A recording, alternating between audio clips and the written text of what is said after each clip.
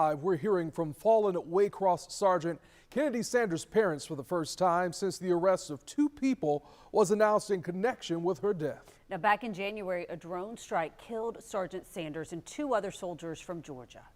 Listen, we cannot bring your daughter back. We understand, but what we can do is try to prevent anybody else from feeling like y'all. Sergeants Jerome Rivers, Brianna Moffitt, and Sanders were killed in the drone attack on a U.S. outpost in northeastern Jordan.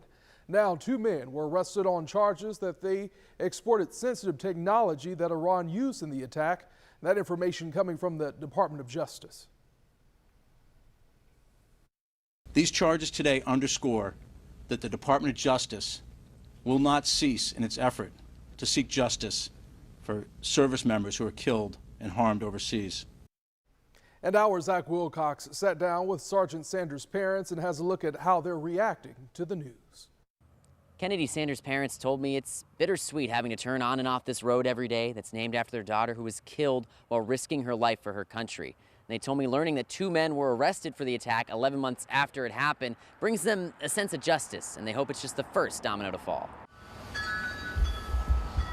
While most homes deck out in red and green for Christmas, one house on Kennedy L. Sanders Way is covered in purple, the fallen Army sergeant's favorite color. It's kind of like become our uniform now because, you know, it's just something small that we can do to always make sure we honor her.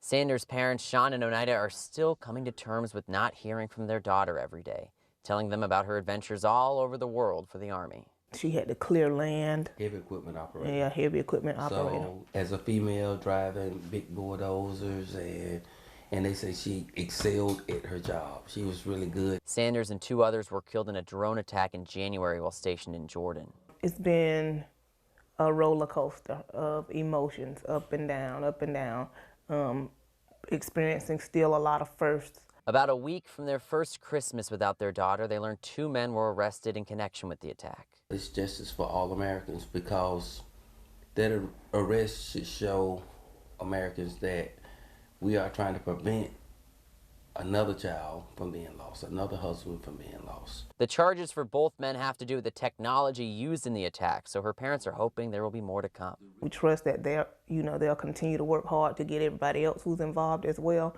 So I'm confident that justice will be served. While the Sanders are optimistic the arrests will prevent future attacks, it doesn't bring their daughter back. I know you say you heal, or we just learning to cope day to day. The Sanders are hosting a 5K run in their daughter's memory on January 25th that'll go right down Kennedy L. Sanders Way. In Waycross, Zach Wilcox, First Coast News, on your side.